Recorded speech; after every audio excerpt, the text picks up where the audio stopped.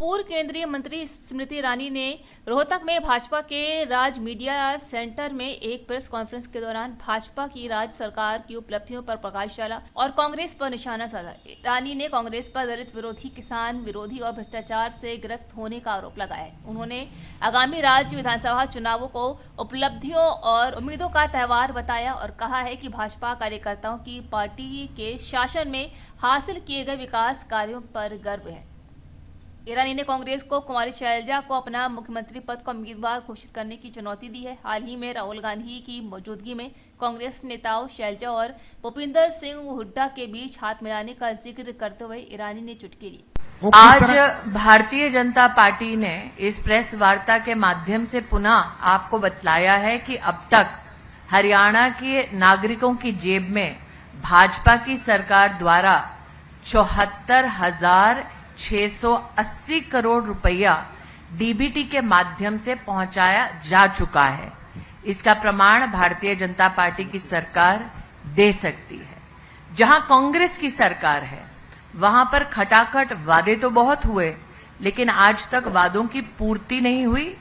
ऐसे वादों के चलते उन प्रदेशों में जहां पर कांग्रेस ने ये वादे किए, जनता की तिजोरी जरूर खाली हुई है।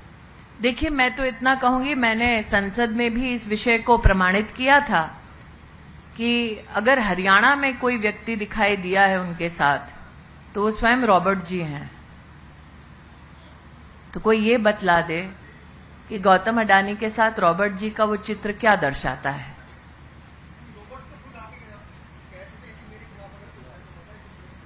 मैं जवाब दे चुकी हूं अपना कि अगर इतने ही वो करप्ट होते तो गांधी परिवार के ही सदस्य उनके साथ क्यों घूम रहे हो। मुझे कांग्रेस के किसी भी नेता से संस्कारों की अपेक्षा नहीं है। जहां तक नरेंद्र मोदी का सवाल है, कांग्रेस दलित विरोधी है, इसका प्रमाण तो हरियाणा की जनता ने देख लिया। ओबीसी विरोधी है, ये इस बात से भी दर्शाया जा सकता है कि एक ओबीसी समाज का गरीब व्यक्ति जब देश का प्रधानमंत्री बनता है तो वो एक कॉन्स्टिट्यूशनल इंस्टीट्यूशन का प्रतीक बनता है। तो संविधान के खिलाफ, ओबीसी समाज के खिलाफ और संस्कार विहीन कांग्रेस की इस प्रकार की टिप्पणी आपको आश्चर्यचकित नहीं करनी चाहिए। ये नरेंद्र मोदी के संस्कार का परिचय है कि उन्होंने इतनी तीखी टिप्पणी और इतने भद्दे शब्दों के बावजूद खड़गे जी को पूछकर उनका स्वास्थ्य जाना।